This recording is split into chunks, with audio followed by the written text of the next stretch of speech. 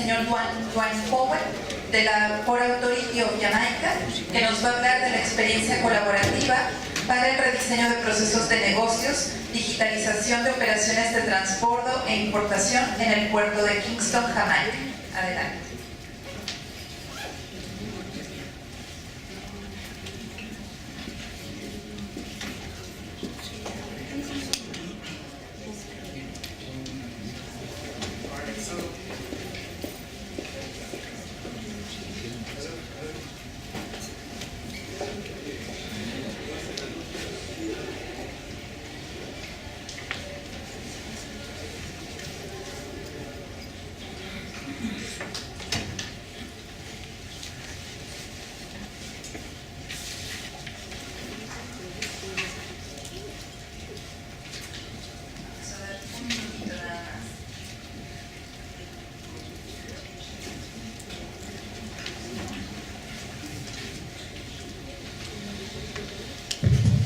Alright, so we found a solution.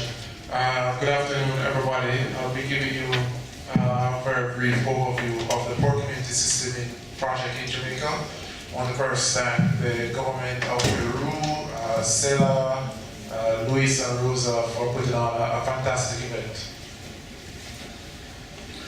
I think that in terms of from my own experience and just listening to all of the presentations so far today, there are common streams that run through all of the projects.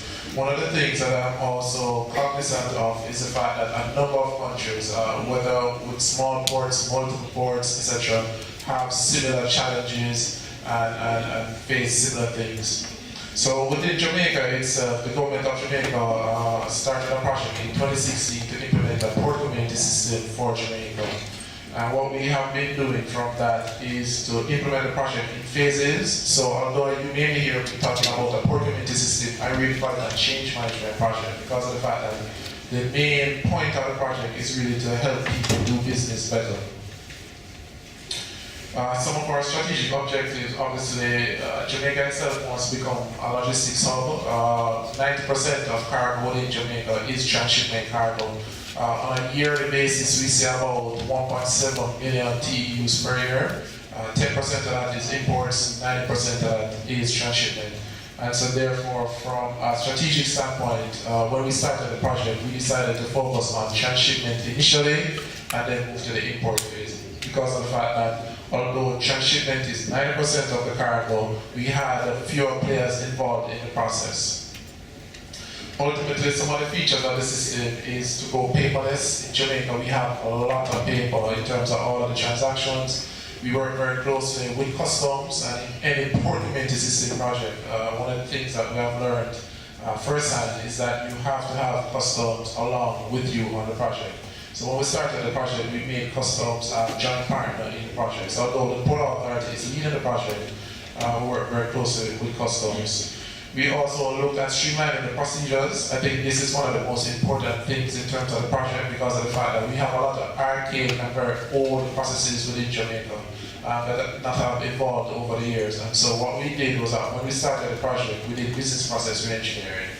And we have a very cyclical way in terms of assessing the current processes, presenting it to the port community, letting the port community stakeholders validate it, and then we re-engineer the processes, and then we once again present it to the port community who sign off on the new processes before we implement anything through the technology.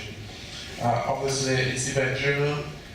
We integrate both fully with the customs management system. We have ASICUDA within Jamaica, and we also integrate with the two main terminal operators within Kingston. Anymore, e-payment, and obviously the beauty for customs is that they have real-time access to the information, so that they can do any form of risk management that they would want. Since we started fully since 2016, we have over 238,000 transshipment bills of ladles based on the business rules from customs within the system, and the transshipment, as I said, 100% is done completely through the PCS. Alright, so what I'll do, I'll just skip through some of these slides in the interest of time. But basically, this just shows you in terms of the different steps that we have to integrate both with customs and with the shipping agents. And a lot of these steps, what we did was that we had to work very closely with customs to re-engineer a lot of the processes. Right?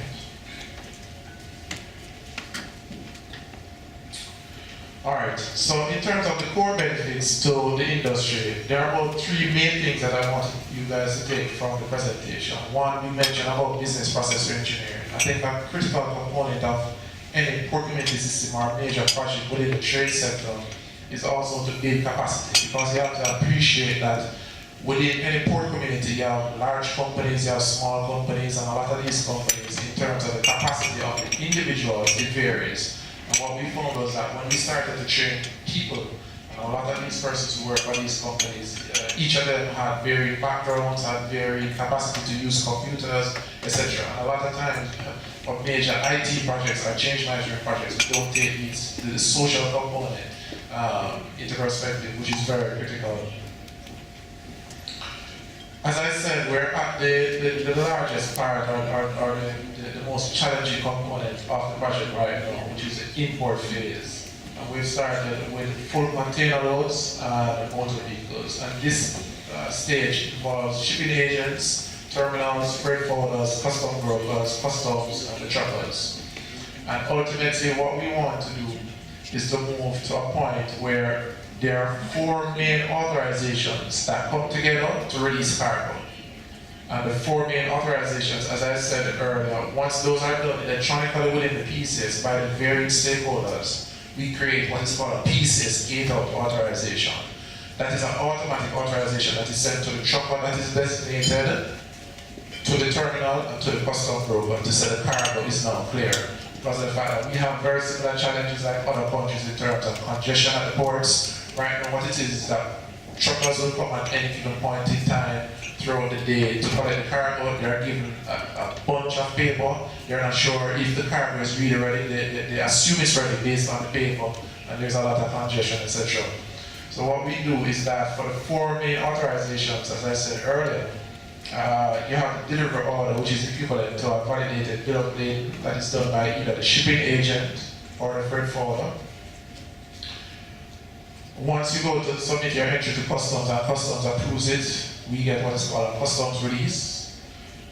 Once you pay the terminals, we get a terminal authorization, and obviously you have to designate the trucker who is coming to pick up the cargo. Once those four options are there, once you trace that bill of lading or that container number, you see checkboxes, green checkboxes for all four, and then you see what is called a PCS gate-out authorization.